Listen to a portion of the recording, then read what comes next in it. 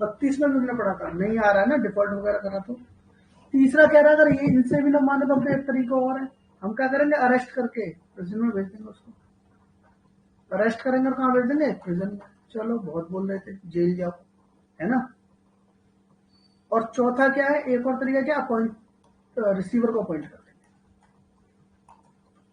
Receiver को appoint कर देंगे।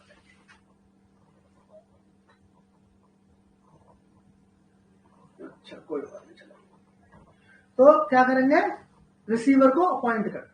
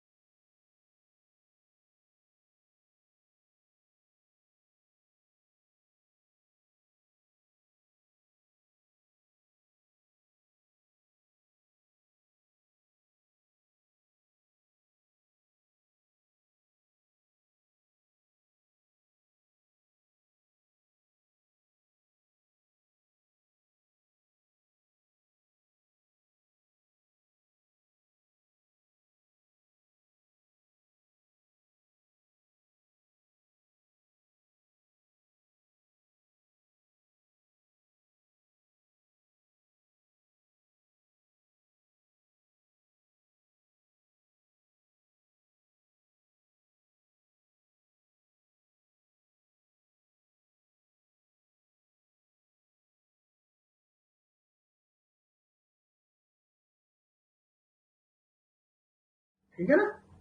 तो किस किस तरीके से कर सकते हो, बहुत बेसिक तरीके, भाई कोर्ट इससे करेगा भी क्या, यही सब तो करता है, प्रॉपर्टी डिलीवर करा देगा, अटैच करके सेल कर देगा, सेल विदाउट अटैचमेंट कर देगा, या फिर भैया पकड़ के जेल भेज देगा, सबसे आसान तरीका उसका।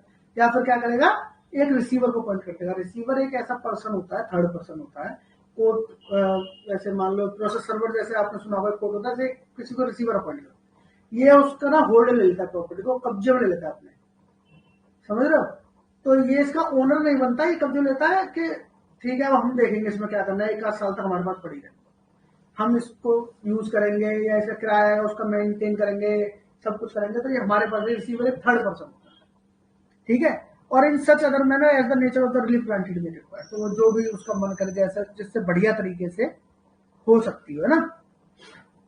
यही 5 तरीके आपसे जो 51 में पूछता है यही से पूछता है, 51 में जो क्वेश्चन पूछता है वो यही से पूछता है, किन किन तरीकों से डिक्री इन्फोर्स हो सकती है। तो बेसिक तरीके हैं ये, डिलीवरी करा दो। बी वाला थोड़ा ट्रिकी सा, इसलिए याद रखना कि अटैचमेंट एंड सेल है, और sale without attachment, direct sale भी कर रहा है, अटैचमेंट भी नहीं करेगा, सीधे सेल कर देगा, है ना। और अरेस्ट वाला तो बहुत कॉमन है, रिसीवर को पॉइंट कर देगा यही, और बाकी कुछ जैसा उसको ठीक लगे, जिससे लगे कि हाँ भैया हो रहा है। अब देखो 50 में हमने पढ़ा एलआर, और 50 के साथ ही पढ़ लिया हमने 52, इन्फोर्समेंट अगेंस्ट एलआर।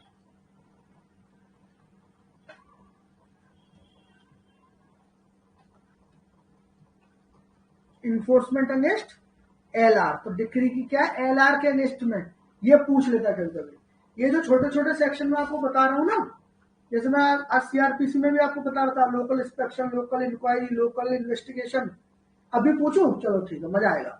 सबने लिया ना सीआरपीसी, चलो तीनों बता दो एक बार, कहाँ कहाँ पढ़ा था। Local inspection, local inquiry, local क्या था, इन्वेस्टिगेशन, सेक्शन के साथ एक बार बता दो, मजा आ जाएगा। अगर आपने तीनों बता दिए ना, तो मान लो कि आप मेरे साथ चल रहे हो,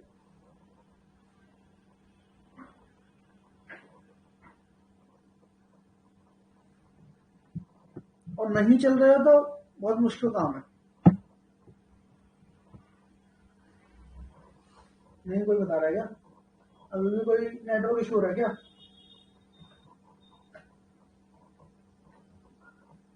अच्छा, मतलब मैं क्या जुडिशरी का एग्जाम कर रहे हैं, अभी पढ़ाया 2 घंटे पहले, ये बात है तो मतलब बिल्कुल ही दिल तोड़ने वाली बात हो गई कि ऑप्शन दे दूं।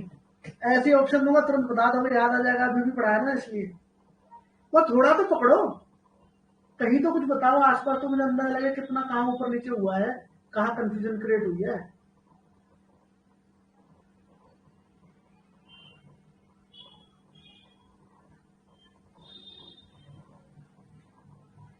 चलो इन तीनों में से एक बता दो आप जो आपको सही से याद हो, जो आपको 38। अरे क्या बात करती है। आज हमने पढ़ना कहां से शुरू किया था सीआरपीसी में है? आज हमने पढ़ना कहां से शुरू किया था? हमने 84 से पढ़ना शुरू किया था। 38 पे कहां से पहुंच गए? 84 से हमने कमाल कर दिया भाई। हमने 84 से शुरू किया था पढ़ना आज सीआरपीसी, और आप पहुंच गई 38 पर। वाह, चलो बहुत बढ़िया। आज मैंने आपको बताया था कि 139 में आपको पढ़ाया था लोकल इन्वेस्टिगेशन। फिर उसके साथ आपको बताया था कि लोकल इन्वेस्टिगेशन जैसा ही एक वर्ड है लोकल इंस्पेक्शन जो 310 में है, और 148 में लोकल इंक्वायरी बताया था। 38 मैंने पहली सीआरपीसी क्लास में पढ़ाया होगा आपको, और उसके बाद जब पढ़ाया तो 41 से आपको अरेस्ट दूसरी क्लास में पढ़ाया, तीसरी क्लास में 84 से पढ़ाया। तो आपने तो 2 क्लास मिस करके पहली वाली में चले गए यार। भगवान भला करे। रिवाइज करो, रिवाइज बहुत जरूरत है। 139 को कोई 38 नहीं बोल सकता। कोई 139 को 138 बोले तो मैं समझ पाऊंगा कि चलो जी एक आध आगे पीछे। 139 को 38 कैसे कोई बोल दिया?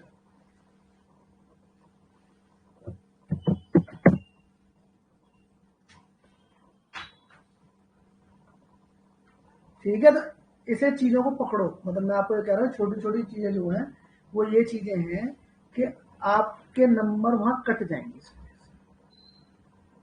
समझो मेरी बात को, नुकसान आपका होगा।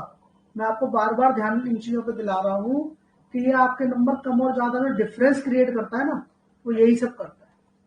देखो कॉन्सेप्चुअल क्वेश्चन जो है, जितने भी अच्छे बच्चे हैं ना जो सीरियसली पढ़ रहे हैं, तो वो सब लगभग सब ठीक करेंगे। 10 में से 9 तो सभी ठीक करेंगे, है ना? आप भी ठीक करोगे, वो भी ठीक करेंगे। तो फिर आपको एज कैसे मिलेगा? हाँ, इसी वजह से नहीं हो पा रहा बेटी। तभी तो मैं जो आपको बता रहा हूँ उस तरीके से आप ध्यान दो ना उन चीजों पर। और उसका सिंपल तरीका, मतलब गोल्डन रूल में आपको बार बार बताया, तो एक ही गोल्डन रूल है। और गोल्डन रूल क्या है कि आप खुद क्वेश्चन बनाइए हर सेक्शन में से, और आप प्रीवियस पेपर लगाइए। आपका माइंड खुलता है प्रीवियस पेपर, क्योंकि वो जैसे आप देखो, मैं चीजें कैसे पकड़ पा रहा हूँ इतनी भाई, मैं हर सेक्शन में आपको कैसे बता पा रहा हूँ। मैंने 10वीं बार ये बेरक पलटे हैं, 20वीं बार पढ़े हैं, है ना? तो मेरे को एक तो पिक कर पा रहा हूं कि कहां से पूछता है, पहली बात। और दूसरा कैसे कैसे पूछे वो मुझे याद आ जाते देखते। कहीं भी देखता हूं, अच्छा यहां से ऐसा क्वेश्चन एक बार वहां बनाया था। मैंने इतने क्वेश्चन देखे हैं ना, अलग अलग स्टेट के देखे हैं, तो वहां से मैं देख लेता हूं। और अब मेरी इतनी कैपेबिलिटी हो गई है पढ़ पढ़ के कि इधर से उधर से क्वेश्चन बना बना के, अपने आप बना बना के अंदाजा लगा लिया है कि अच्छा यहां से ऐसे क्वेश्चन बना सकता है, अच्छा यहां से ऐसे क्वेश्चन बना सकता है। तो मैं उसे पकड़ पा रहा हूं। आप भी पकड़ना शुरू करो। ये एक क्या होता है, एक्सरसाइज है। मैं आपको देखो झूठा दिलासा बिल्कुल नहीं दूंगा, मगर अगर आप ये एक्सरसाइज रेगुलर कर रहे हो, 6 महीने आपने एक्सरसाइज कर ली, 6 महीने बाद आपको एक एक बेरेक्ट अपने फिंगर टिप्स पे याद होगा, गारंटी दे रहा हूं इस बात, 200% लिख के ले लो आप। आपने जैसे मैंने बताया ना, अपने ऐसे आपने करा, फिंगर टिप्स पे याद कर लोगे आप। अभी देखो मैं सीपीसी आपको पढ़ा रहा हूं, अभी आप मेरे से अगर पूछते हो ना कि 100 से लेके 148 तक जो मैं आपको रिवाइज करा था, क्लास बीच में रुक गई थी, मेरे नेटवर्क इशू हो गया था, वो मैं अभी भी आपको सुना सकता हूँ। वो मैं इसलिए सुना सकता हूँ, मैंने कोई सेक्शन थोड़ा याद कर लिया है, मुझे भी नहीं हो सकते, किसी को नहीं हो सकते, मगर मैंने उसके कीवर्ड पकड़े हुए हैं, मैंने एसोसिएट कई जगह से कर रखा है, कहानियां बना रखी हैं, दिमाग में घुसी हुई है। तो जैसे ही मेरे सेक्शन आता है दिमाग में, तो अच्छा उसके साथ ये था, उसमें ऐसा था, उसमें ऐसा था, हल कर देता हूं। अभी मुझे 97, 98, 94 तीनों में मुझे याद है कि डीएम, एसडीएम और वो है फर्स्ट क्लास में स्टेट, क्योंकि उसे मैंने तीनों को जोड़ रखा था हमेशा से। टीवीएस तौर पर 97 में 98 में कोई लड़की अबडक्ट हो गई तो उसे पकड़ के लाना है। मैंने उन्हें बना रखा है ऐसा, अपनी मेमोरी में अपनी तरीके से कहानी बना के समझा हुआ, उसे लॉ की तरीके से बेहद की तरीके से कभी पढ़ाई नहीं मैंने।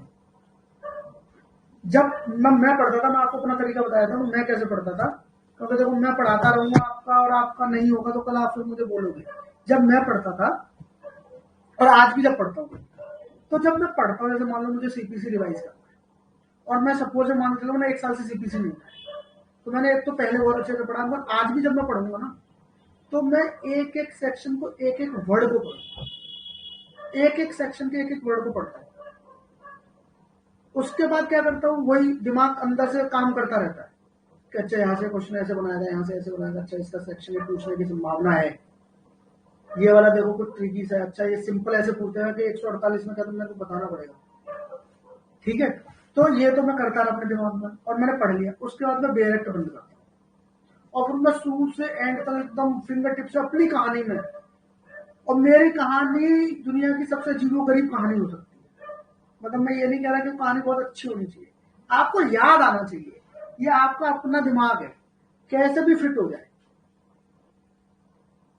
तो आपने उस कहानी पे एकदम चलते चले गए और फिर जहां मैं भूला, तो मान लो मैं भूल गया कि मान लो सपोज करो मैं सेक्शन 198 भूल गया, सपोज करो सेक्शन 268 भूल गया, तो मैं वो सेक्शन अपने दिमाग में रख लिए मैंने, अच्छा मैं ये भूल गया, वो भूल गया, वो भूल गया, ऐसे 10 15 20 सेक्शन निकाल लिए मैंने, नहीं याद आए, हो गया। मैं वापस बेरेक्ट खोला मैंने और फिर उसे दोबारा देखे, अच्छा मैं ये भूला, तो जब मैं दोबारा उसे देखता हूँ तो मुझे याद, अच्छा यहाँ पे मतलब मेरे दिमाग ने उस चीज को छोड़ दिया, मैंने उतना ढंग से नहीं देखा था। जब मैंने दोबारा देख लिया ना, मेरे दिमाग में कंफर्म हो गया, इसे तो बिल्कुल नहीं भूलना है। वो चीज मैं आपको बता रहा हूं, ये काम अगर आपने 2-4 बार कर लिया, 6 महीने ये एक्सरसाइज कर लिया आपने, कोई सेक्शन उसके कॉन्सेप्ट तो खैर आप मेंस पर्पज से पढ़ते तो वैसे नहीं भूलते हो, मुझे लगता है आप सिंसियर स्टूडेंट तो नहीं भूलोगे, मगर पीटी भी निकलेगा, आप भूलोगे नहीं। और जब आप 90% एरिया कवर करके रखोगे किसी भी बेरेक्ट का, तो आप हर 10 में से 8 या 9 क्वेश्चन जरूर ठीक करोगे। उसके बाद वो होता है ना चेरी ऑन द केक, वो वाला हिसाब क्या होता है कि आपने प्रीवियस पेपर जितने आपने लगा लिए, जैसे सीआरपीसी भी खत्म हो जाएगा, एविडेंस खत्म हो गया, आपको सारे 10 साल के प्रीवियस पेपर लगा दो यूके के, और यूके के साथ यूपी के भी लगा लो। मैं तो कह रहा हूँ अगर आपका पढ़ाओ प्रीवियस पेपर यूपी का, यूपी का भी लगा दो, क्योंकि यूपी और यूके एक जैसे स्टेट है। दिल्ली के मत लगा, दिल्ली का बहुत लेवल भी अलग है, तरीका पूछने का अलग है, अप्रोच अलग है क्वेश्चन बनाने की। आपकी जैसी अप्रोच किसकी, यूके की, और यूपी की अप्रोच एक जैसी होती है क्वेश्चन बनाने की। तो आप यूपी और यूके के सारे प्रीवियस पेपर लगा दो जिसमें एविडेंस के क्वेश्चन, अब पता लगा एविडेंस के आपने 500 क्वेश्चन लगा दिए, आप ये आप मान के चलो कि एविडेंस के 500 क्वेश्चन लगा दिए हमने यूपी यूके के 10 साल के प्रीवियस में। तो एक तो क्वेश्चन आपके दिमाग में आए, कैसे पूछा, मेरा दिमाग काम कर रहा है उस पढ़ के, अच्छा ये यहां से क्वेश्चन बनाया, और दूसरा कि आपने रिवाइज करा है। ये 2 चीजें आपने कर ली, मैं लिख के दे रहा हूं, सारे बेरेक्ट आपको याद रहेंगे। और इन्हीं बेहतरीन शब्दों के साथ इस क्लास को ही खत्म है ना, काफी हो गया। आपको अगर समझ में आया होगा, जहां तक मैं समझ पा रहा हूँ, मैंने बड़े ही प्यार से